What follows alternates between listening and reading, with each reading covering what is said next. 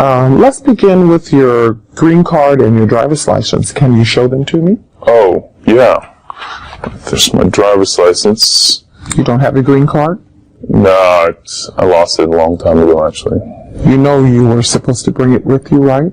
Yeah, I guess. Okay, all right. We'll try to proceed without it, but you need to understand that all permanent residents must have their green card on them at all times. Oh, I didn't know that. Okay. Can you tell me your name? Eric Ting? Is the spelling on your driver's license correct? Yeah. Do you have any other names? No. Do you want to change your name? No. And your social security number, is it 178? No, it's 1, 2, 3, 4, 5, 6, 7, 8, 9. Oh, okay. It wasn't very clear here, so. Oh.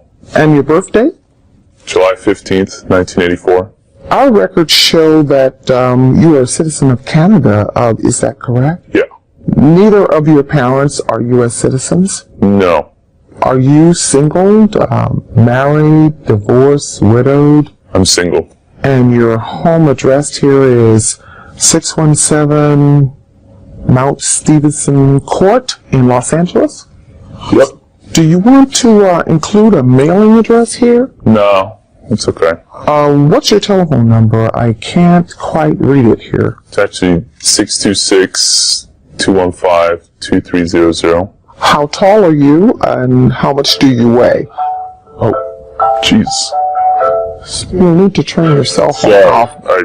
I didn't realize that. I'm sorry. Thank you very much. How tall are you, and how much do you weigh? I'm 5'10", about 180 pounds. Yeah, you didn't answer those two questions, so I'm filling it in for you. Oh. When did you move to your current address? Oh, I don't know.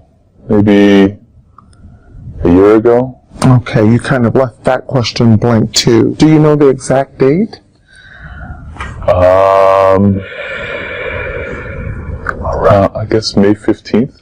What about before then? You left this section blank also. You know, I can't remember. I don't really know. I know some of these questions may require some research, but we ask them for a reason. If you can't provide the answer now, we'll give you a chance to send us the information when you get it, okay? Okay. The same with your employment. You listed that you worked at this store a year, but there's no other information. Yeah.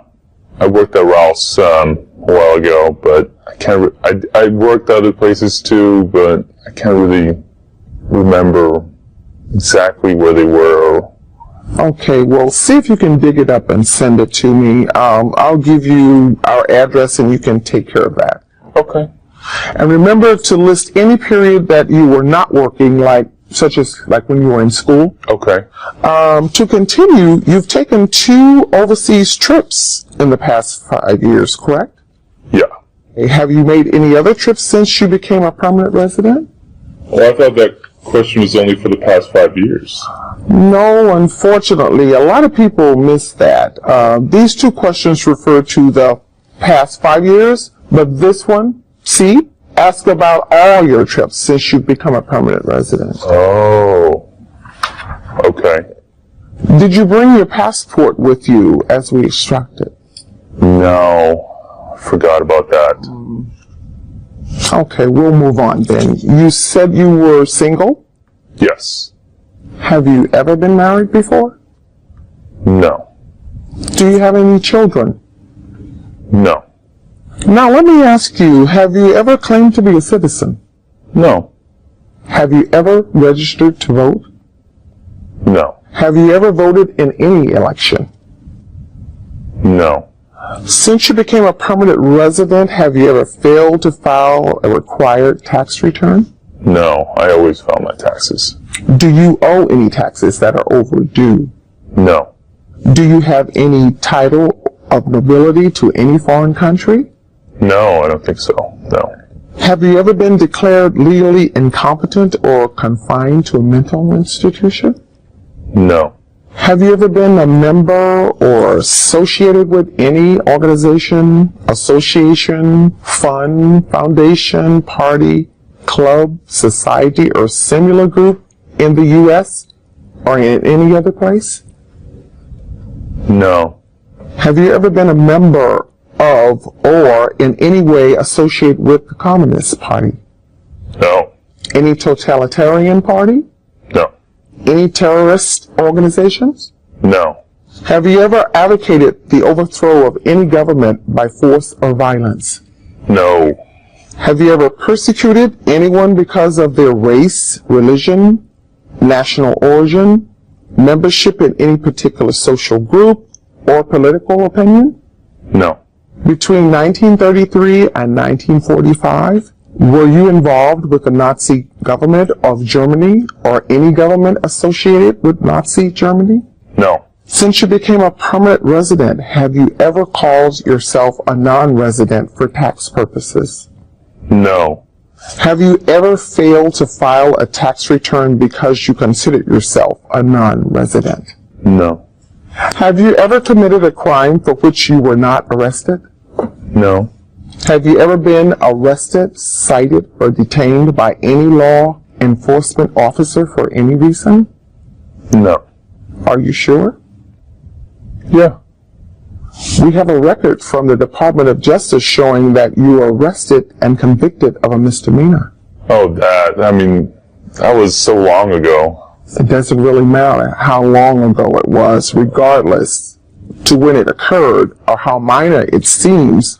An arrest or conviction may affect your eligibility for citizenship. Okay, well, then I guess yes. Can you tell me what happened? I guess I was arrested a long time ago for stealing cassette tape from a store. Okay, any other crimes or offenses we should know about? No. What about traffic violations? You need to know about that too? Yes, we do. Well, I guess I've had some speeding tickets and some other stuff. I'm guessing that you didn't bring any documentation for your arrest or citations as we requested? No. Have you ever been placed in an alternative sentencing or rehabilitative program? No. Have you ever received a suspended sentence, been placed on probation, or been paroled? No.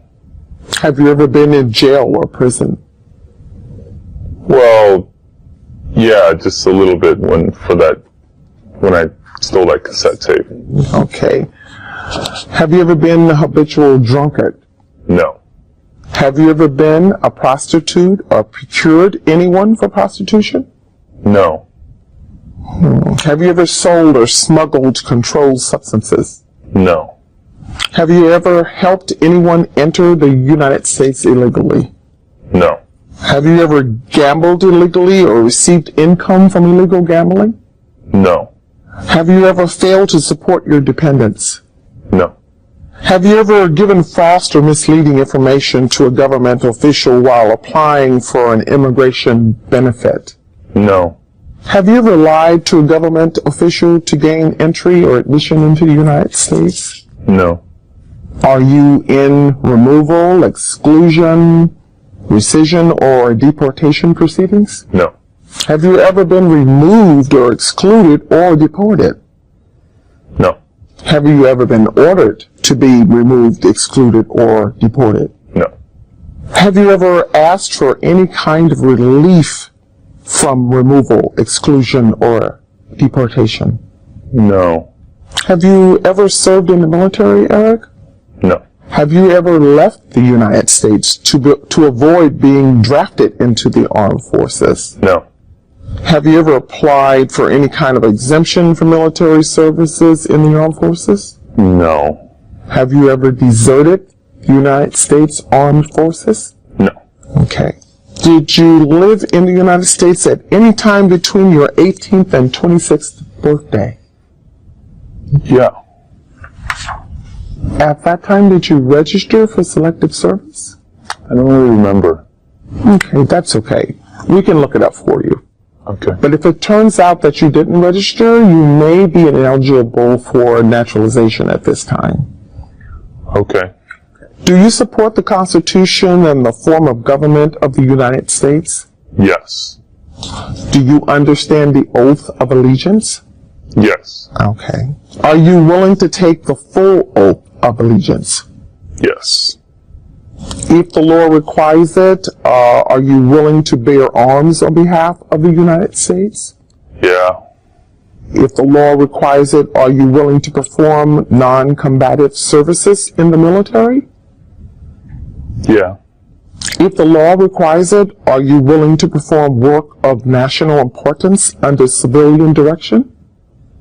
Yeah.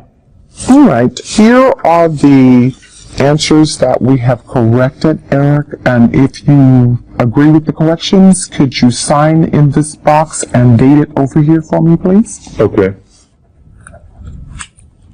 And as I mentioned earlier, citizenship applicants must take an oath of allegiance. Will you do so if we find you eligible for citizenship? Yeah. Okay. Okay, then print your name and sign right here.